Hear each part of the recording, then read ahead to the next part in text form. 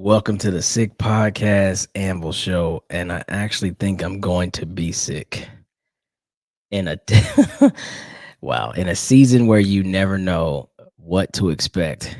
Our team continues to show us that you will absolutely never know what they're thinking. But before we get into all that, Sammy, start me up, please. Turn up your volume. Because you're about to listen to The Sick Podcast.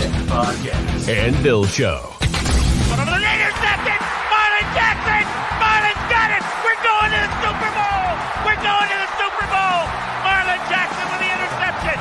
He picked off Tom Brady! The sickest Indianapolis Colts podcast. It's gonna be sick.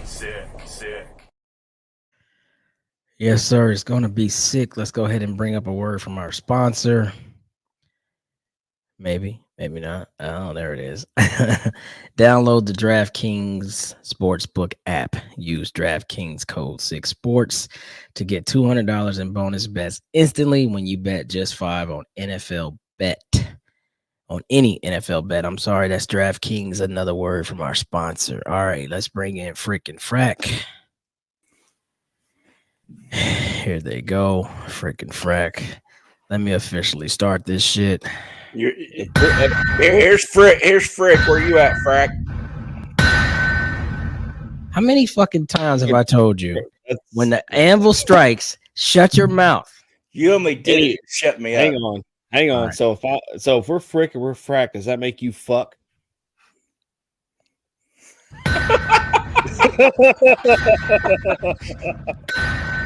We're gonna restart this fucking show, and because I'm not feeling so damn great tonight, I'm gonna let that one fucking pass. Okay. All right, guys. Before we do all that, please like, subscribe, follow us on all the things: Facebook, YouTube, of course, Instagram, and the X. Follow us at Sick Pod Colts on the X, and all the other shit. Okay, now here we go. It's been a wild ass afternoon. That's the elephant in the room, boys. Listen, man.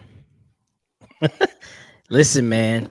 Hang on. Let me take a drink real quick. All right, let's go. Who cuts Shaquille Leonard, bro? Mid-season. Let's just talk about the optics. Was he that bad on the field and or in the locker room and or character and or add whatever the fuck else you want to add? But who cuts a captain, a 4-time Pro Bowler, multiple-time All-Pro, just got a huge deal 2 years ago? Who cuts him mid-season? Now, listen, I don't give a shit how he looked on the field. He had like 60-something odd tackles.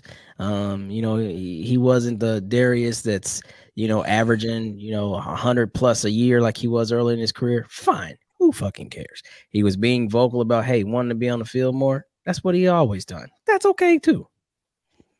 You decide to tell him he's inactive for the rest of the season. He's that bad. In a defense, now here's my problem. In a defense that fucking sucks. Our defense is bottom tier. Total defense, 25. Scoring defense, like 26, averaging 24.8 points a game. We're giving up like 360 yards a game. A fucking defense that sucks. And you cut an all-pro captain mid-season. I don't give two shits about anything other than the facts. From what I know, Shaquille Leonard has never in his life been an issue. Like, oh my God, he's a diva. He's starting shit. The locker room's divided. He was the soul for this team for a long time. And yeah, injuries have made him lesser of a player thus far from, when they started 2 years ago. But for all the things that he is, he doesn't deserve better than being cut mid-season for a fucking dude that might not even be here next year because he fucking stinks. Gus Bradley fucking stinks. Let me pull one from Sal over at our That's brotherly exactly what I was love. thinking too. Yeah, That's we don't exactly what just popped up in the mind. from Sal from our brotherly love over at Talking Titans on the Sick Pod Network. I am fucking pissed right now, bro. This makes no fucking sense. Gus Bradley probably won't even be here next year. And so now I'm really upset with the brass that you're like, okay, I'm getting it. I'm not, I'm not going to Jerry Jones this and tell you how to do your jobs as coordinators and coaches. But Jim Irsay, I just paid this man tons of money. Guess what I'm not about to fucking do? Cut him? Now I get it. I know with the rules, let's not pretend like we have to eat his entire paycheck. But even fucking still, what about the locker room? What about that? What does that say for an organization that you want to build, win the right way, all these other, fucking hashtag trademarks we use? What does it say about cutting your fucking captain? He's been a captain every fucking year he's been on the Colts. Maybe without his rookie year, and every year after that. Correct me if I'm wrong, but I'm going to say he's been a captain for all the other years. You cut him mid-season, somebody do something. Somebody say something. This is fucking horseshit. You wanted Acosta? Well, you opened up your fat gabber first, so go ahead. All right. You say who? We know the who. Now we got to figure out the why. Now, being a 5-6-time Pro Bowler, All-Pro team, captain of the defense, what is your output?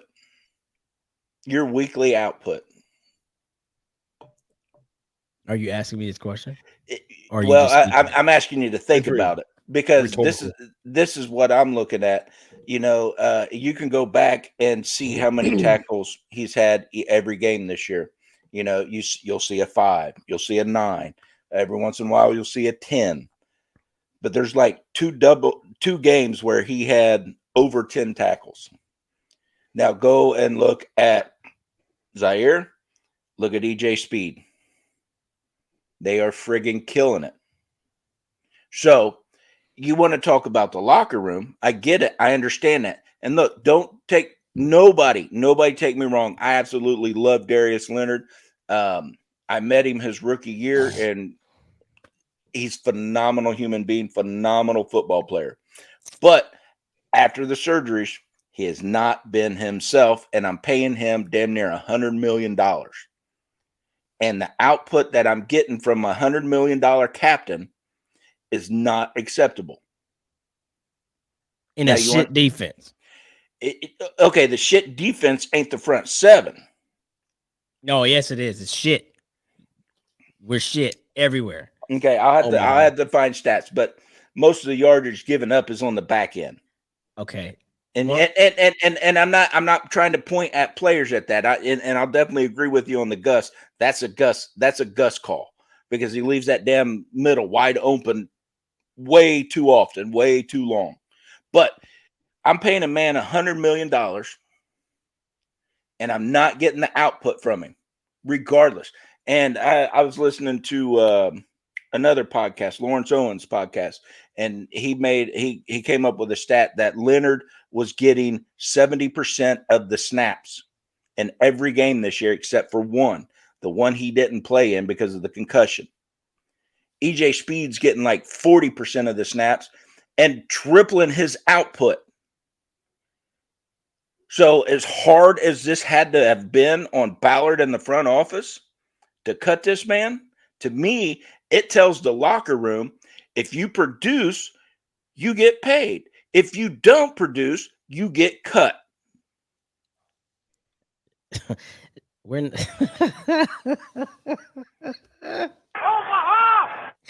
not in a position for that, bro. Our fucking team has been mediocre for 5 years. We are not some fucking like we're grinding it out. I get that. Out, like, let's not do that. But why are you going to pay a mediocre production from this man $100 million? Let's slow down for a second. Okay. For all that we hated in the Eberflus defense, he found a way to not only play Anthony Walker, Darius Leonard. Shit, Zaire Franklin got to play. Bobby Okereke got to play. Fucking Kenny Moe got to play.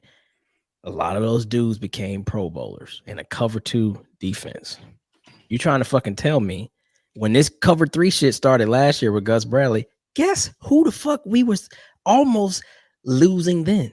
Number 23. 23. Number 23 was almost out the door. Yeah. And And all look- of us fans and everybody else was saying the same shit you're saying right now. Oh, he's not the same, this and that. And that. Now look at Kenny Moe. Point And taken. he was coming back from injuries too. So he started slow. Plus, he had the contractual thing. Plus, he didn't really fit. He was very vocal. Like, I don't fit here. I will go back to Chicago and be with Eberflus in a defense that I know. He was very vocal last year. Look at him this year. Now, what I'm getting at is we did what we just did, and I am almost, you know what? I'll say this. To save face, we would almost have to bring Gus Bradley back next year. We almost have to bring him back to save face. Because if you cut an all-pro and you fire the fucking dude that basically had the biggest say in it, because he came to Darius yesterday and told him you're going to be inactive for the rest of the season. Darius Leonard's that bad. But you'll sit here and let cornerbacks get beat like a drum and keep the same shit. But Darius Leonard's that bad? The Tony Brown game? Beat like a drum. Shane Steichen came out to cover Gus Bradley's ass and to cover Tony Brown's by saying, well, look, we didn't have no changes in the playbook. Like, Tony was going to finish, and I believe in Gus to get this done. And he got beat like a drum. But Darius has looked that bad in any game. Fuck no. He is not. He missed some tackles. He's been out of position. But you have no rhythm. And yet, I like what you brought up when you brought up the EJ Speed stat. But guess what he's doing? For the limited amount of times that we don't blitz, guess what EJ gets to come in and do? Blitz. Remember when Darius Leonard was a monster at sacking people in his first couple of years? What did they do? They blitzed them in a defense that didn't blitz. So 70% of the snaps is playing base defense in a fucking defense that can't stop the run. We don't stop the fucking run. We don't stop shit. It's horse shit, bro. Like, and I'm telling you right now, I feel that we are setting a very bad precedent.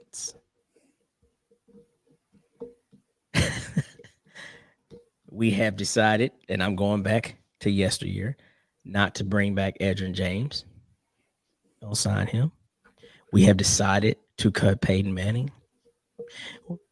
Andrew Luck retired on us. We didn't bring back T.Y. Hilton. These are all people that we have known and loved. But none of them got cut midseason.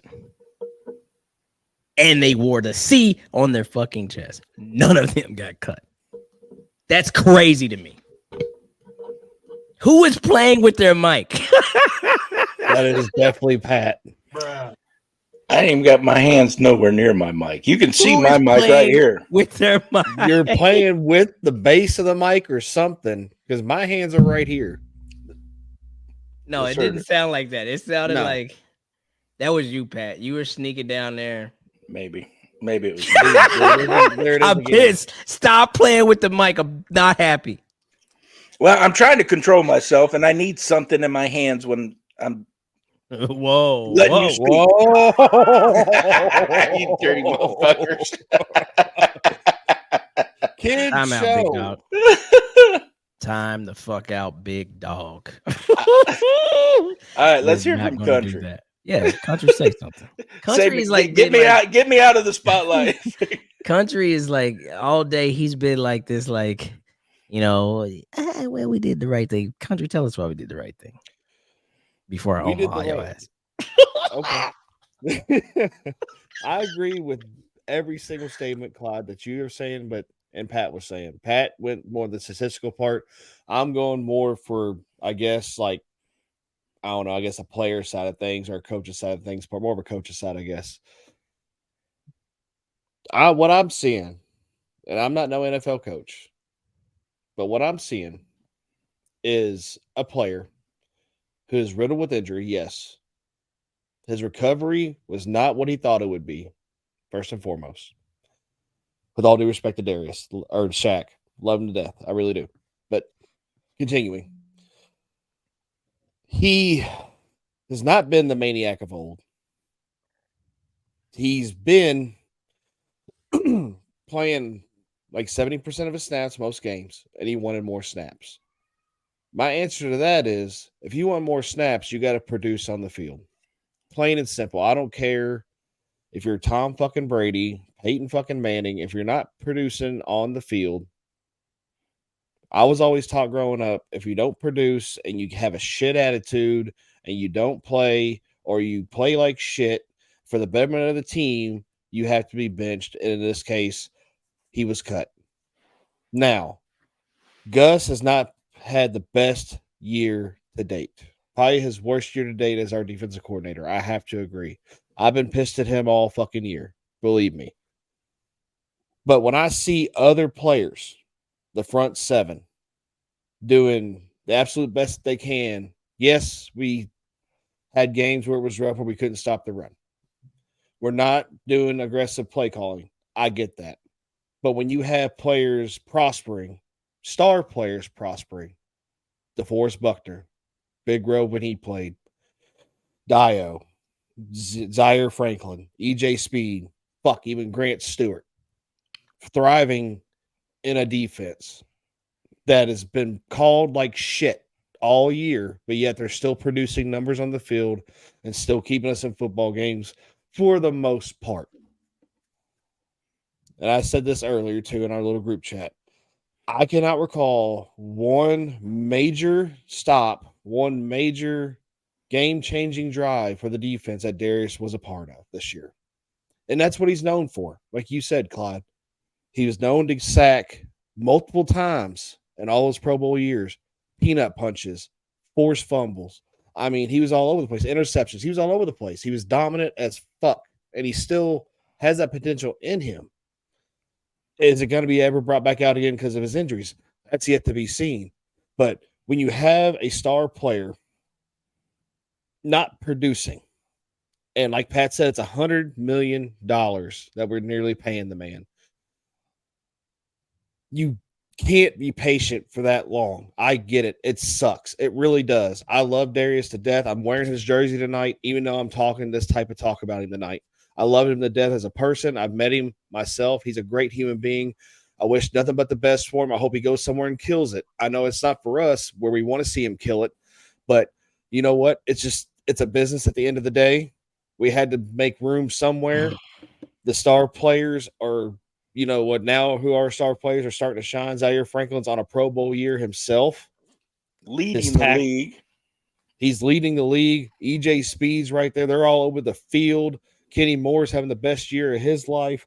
I mean, the writing's on the wall. The proof's in the pudding. I get it. I don't want this any more than you do, Clyde. I really don't. But at the end of the day, he's got to produce, and he's not producing. He's not the athletic person he used to be anymore. Period. Okay, man. All right, hold on, bro. So there's a difference of production and success.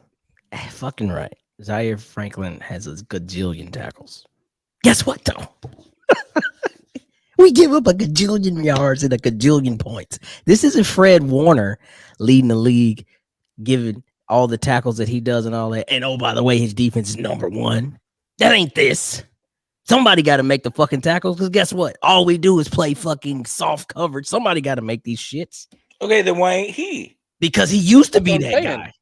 He used to. Exactly. That's the thing. Somebody has to, but he's not. But he's hold on. But there is a team approach to it. That's what I'm getting at. It's a team approach to it. Zaire is leaps and bounds above everybody else in tackles on our team. Like, he has like 76 solos, and most people have like combined assists. After that, it goes Kenny Moore with 66 and Shaq with 65. And that's total. That's total. So Zaire has 117, 121, or whatever the fuck he got. But he has 76 solos. He has more solos than everybody else has assists. Yes, he's playing out of his fucking mind, but the defense ain't stopping nobody. Shaq had these same numbers. The defense wasn't stopping nobody. But Zaire and nobody like Darius. So you can name anybody else on that team. Nobody was turning people over like Darius. And this defense does not create those opportunities. That was Kenny Moe's whole argument last year. There's no opportunities for me to succeed. That's what he was saying last year. And we guess what? We could have very much did the same shit, but we didn't, thank God. But you don't cut, dude. You don't cut. I don't give a fuck. You don't cut a captain in the middle. That's a bad thing. Nobody fills in for that C. You don't take it off his jersey and say, all right, we got 7 games left, boys. Darius' C now goes to whoever the fuck. You don't do that. It never happens. Okay, so let me ask you a question. If you're the GM, you're paying this man $100 million and Yep. he's not putting out. Yep. You keep him till the end of the year. Yep. Do you trade him and get something out of him? And do you think somebody would actually trade for him, knowing he's coming off 2 back surgeries and his production is shit? Well, his production isn't shit. Well, and I look at the interior. I look at the interior of the defense. I look at what's going on the whole ass defense, and I say perhaps maybe he's not the issue. So I don't. If I'm invested in him, I'm going to get my money's worth. Okay, I'm but definitely not if saying he, he's- I'm definitely was not saying he was the issue by far. We have a young defensive backfield for one. No, fuck all that. Which That ain't even an issue because he had a young defensive backfield in Seattle. He's the fucking issue. His concepts are stupid. then why is Kenny Moore having the year of his life in his system? Why is Zaire Franklin leading the league in tackles in his system? Other people are starving in this system. Now, I'm not a big fan of the system. Don't take me wrong. But I see production from other people in this system, but I'm not seeing it from $100 million What is the fucking production? captain. they're making the best of their situation. 117 tackles. How many tackles, 26 DJ? in total defense. Who gives a fuck? Okay, that's what I'm saying. They're making the best of their situation. You're contradicting yourself here, though. Definitely not. You are. You're saying it's a definitely not. shit defense. It's a shit defense. So what are you going to do about it?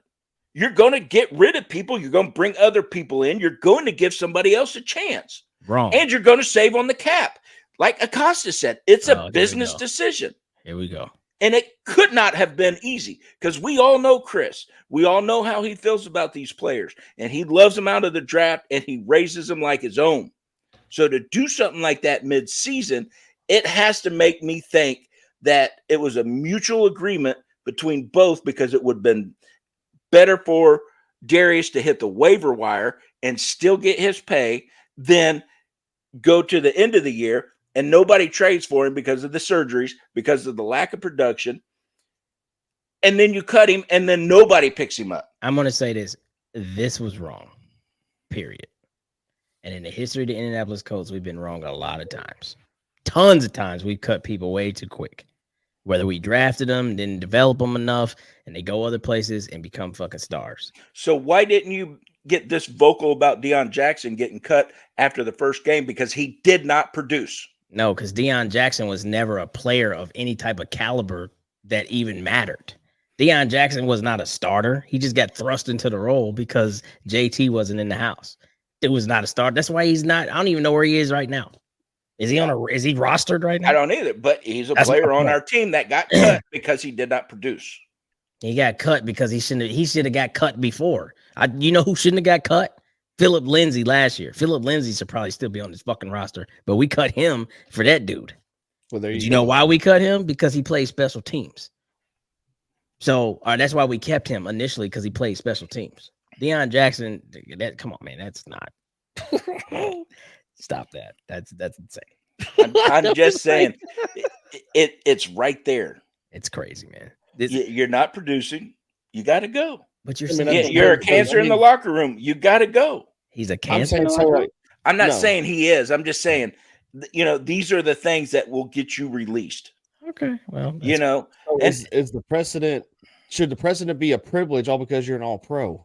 If that all pro's not producing or not showing that all pro status, that Pro Bowl type status, why keep him? If we're paying him and he's not doing nothing, that's helping the team when he's not taking advantage of the snaps that he's been getting, even though he wanted more. If you wanted more, produce. That's it. See what? Okay. I don't know, man. That's what's Look, frustrating. It is Whoever it is holds frustrating. but no, I'm saying whoever holds the team to the fire. Bro, we fucking cut Peyton Manning, dog.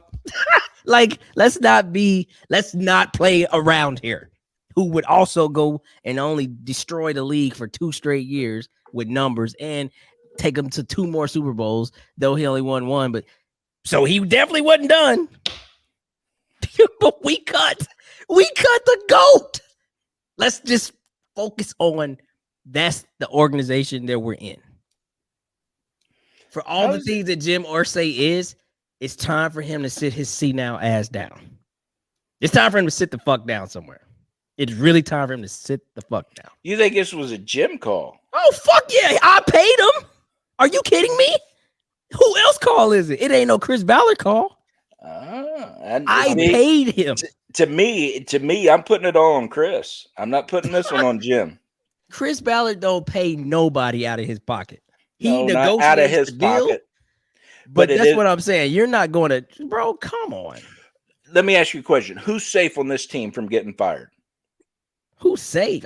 Man, that's a hypothetical. No, it's not. Anthony Richardson. No. I don't know. He's pretty safe. The only one safe is the friggin' owner. That's it. Well, everybody's expendable. Everybody, if you don't produce, gets fired or gets cut. If you're a coach and you're not producing, you're gone. If you're a player not producing, you're gone. If you're a GM not producing, you're gone. We've seen it over and over and over. And that franchise will stay mediocre over and over because it's a process. And Lord knows we've been taught through the Ballard era that we have to have and believe in the process. And I've been saying this for years. Now hear me out. Clyde has been saying this for years. For every year that we don't win, and for every year it's like one of these waste throwaway years, that's another year of whose career? Shaq, Kenny, fucking Quentin, all these guys. Forrest. And guess where we are? Guess where we are? We're in the process now of already turning over that class. You send an all-pro out the fucking door? Guess what? You have been saying a lot here. You've seen way too much of Quentin Nelson on his ass. Who's to say he ain't next? Why wouldn't he get it? Why wouldn't he not be next? That's what I'm saying. Who cares if they're an all-pro? It's a precedent. If that's not how producing, it is. But that's not how you build a winner, bro. That's not how you build a winner. You have to have a foundation. You can't expect to. Okay, look at this, bro.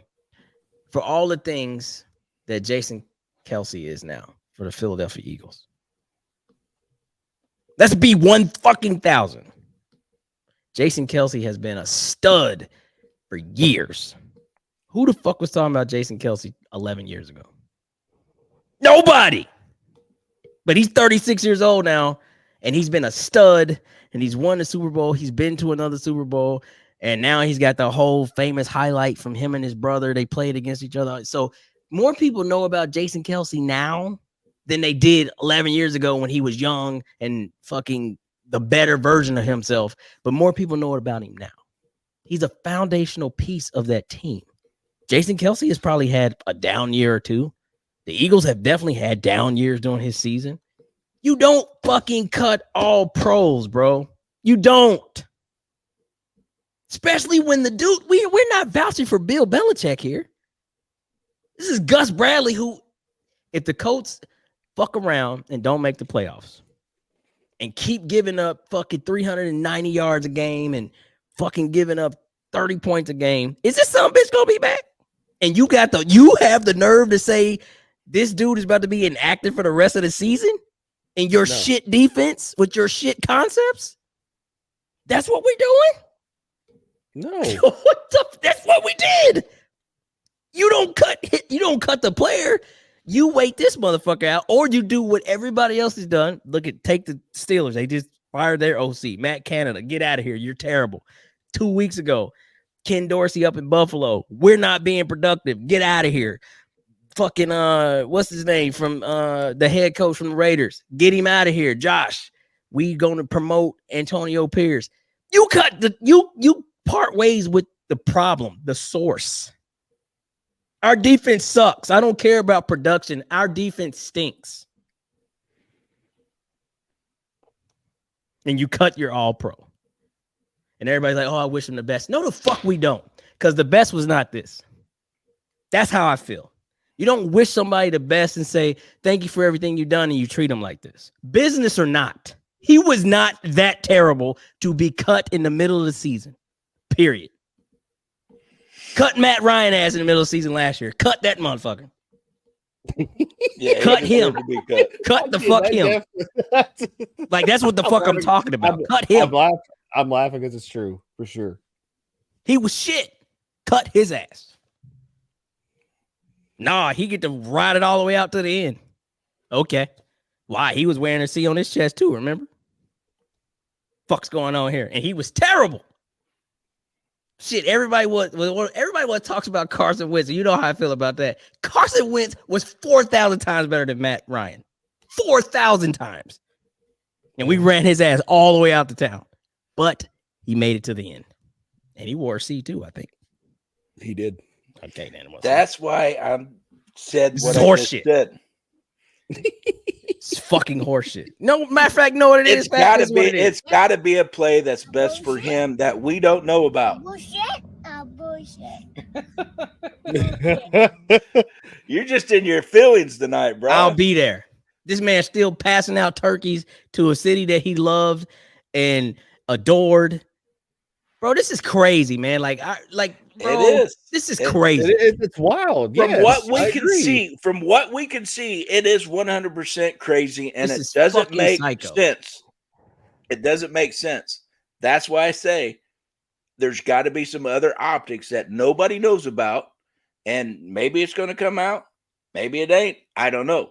But I got to think that it was a combined decision that everybody involved believed it was the best move for Darius. This man said he was completely, so now he lying to the public. He said he's completely taken aback that I'm out of here. What are you talking about? That's just popcorn. But at the same time, he said, I felt like I let my teammates down. Because he's not on the team no more. That's what he's talking. He's like, I'm not here in the fight no more. There's guilt somewhere. There's a reason why he feels guilty about letting his team down. He didn't go out on his shield. There's a reason why. Probably because there was retribution. What's the word I'm looking for? Not reprimand. Basically, he opened his mouth and asked for a meeting, and then he got his meeting, and his meeting was like, yeah, fuck it, you ain't playing no more. That's probably what he fucking like. He probably like, fuck, I should have just waited this sorry motherfucker out and waited till the next dude came in. That's probably what he's thinking right now. I guarantee you. But anybody that loves what they do and they are prideful in how they do said thing is not gonna sit here and be like take Ray Lewis. Ray Lewis wouldn't have sat there and be like, hey man, what the fuck you keep taking me off the field third down for? Are you nuts? That's what Ray Lewis would have been like. You know what I'm saying? He's a different type of human being, buddy. Well, so was the Maniac. His name ain't I don't know, the Lamb. His name is Maniac because he was insane. Holy shit. Goodness. Like, bro, I mean, like, this is crazy. Like, this is absolutely psychotic, bro. Like, just 8 weeks ago, let me tell you how fucking we forget so quick. We're 5-5. We could be a lot better or we could be a lot worse, but we're 5-5. We are what our record says. But just a few weeks ago, our fan base, the support system that's Indianapolis Colts, all the things to even include their brass, we're basically getting ready to let go of Jonathan Taylor. This is the same damn season. We were literally about to walk and let him walk. Oh, he's not good for the team. He's selfish. He's this, he's that. JT ends up getting an extension, caught everybody off guard, and holy shit, oh my God, we're back. We are not real when we need to be real. We could call some shit wrong. Irsay, Ballard, this was wrong. I don't want to hear shit about his production because it ain't like the man in 10 games had 11 tackles. Look, I'm not saying you're wrong. He ain't got 11 tackles. Definitely not. Definitely not. And I don't like the move. It's terrible. I'll be first on the record, surprised and shocked, and I lost a lot of hair when I read the tweets. You ain't got much. Well, what I did have, it's gone. Probably came off your ass. All Damn it, you made me lose concentration. But what I am saying, the only thing I'm really saying is that I can see a different side of this instead of just the wrong side. That's all I'm saying. And when I bring up production facts, I bring up stats and all this, that is me, is why I see the other side of this. It's not just a wrong move. Yeah. There's a lot more involved. Do I think it was right? Absolutely not. I love Darius Leonard. I still do. Still wish he was on the team. But I still wish he was producing like he used to. You know? So with all that said, I mean, there's so many optics that us as fans are never, ever going to get to see or be privy to. That's fair. All we can do and sit here is just speculate and basically, you know, we're looking at the glass from the outside looking in. That's all we can do. We don't know what's being said. We don't know what was said. We'll never know what was said. All we can do is sit here and speculate, say our opinions, and see what we saw as far as whatever production, coaching, whatever. I mean, all of it's bad. The move is bad, the coaching bad. Like, I agree. Like, I'm not mad at that at all. I was just speaking like maybe I was speaking on facts, like factors, not facts, but factors. We can lose the fuck out. We can lose the fuck out, and I guarantee you, they better bring Gus Bradley ass back next year. He better come the fuck back. They better believe in his sorry ass cover 3, because if they fucking let his ass go, and they bring in another DC, dude. We let Bobby walk. He wanted too much money. Okay. We cut Shaq. Don't need that fucking guy. We let Walker walk years ago. Who needs him? What? And I'm not bullshit. I'm not being funny. Not being funny. Call them dimes, call them jewels, call them whatever you want. We have 2 7th rounders. That's because what they are. Starting linebackers. EJ Speed is Zaire Franklin. Playing out of their fucking mind. I was getting ready to say, I don't give a fuck if they were drafted in 13th round. If you're producing, you stay on that field. Playing out of their fucking mind. But what's behind them? Lord forbid, an ankle, a knee. I mean, fuck, Zaire already missed a game with a knee. Lord forbid. And still leading in tackles. Fine. But let's say he has a knee. Knock on it. You're saying that you're not even good enough to be depth. We're going to pick up, what's the dude we picked up? Some Harrison dude. I don't know. Who the fuck is this guy? Ronnie Harrison. Excellent. Great. Sounds like whatever. Got Grant Stewart, not knocking him. He's a special teamer. Worked his way, hard-working guy. Not going to knock him. Got the other boy, Al Booney or whatever his name is. Seguin, whatever his name is. African kid. He had an interception a couple weeks ago. Obuli. Fine. Obuum or something like that. Yeah, you're right on that. Great. These dudes are better than you, Shaq. No! Fuck no! There's a reason that a MEAC player that Chris Ballard absolutely shocked the entire world with by drafting in the 2nd round became what he became.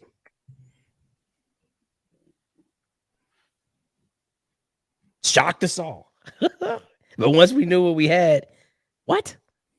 Still hype as ever. Still the loudest in the room. Still pumping full of energy. No negative attitude.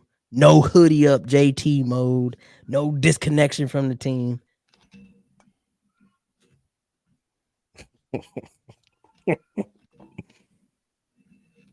With that being said, if that's the organization that we rep, it's time to take a hard look at that, bro.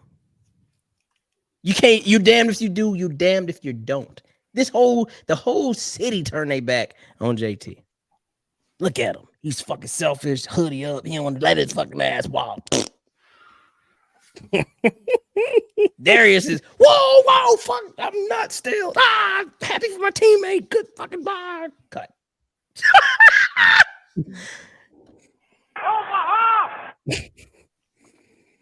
All right, man.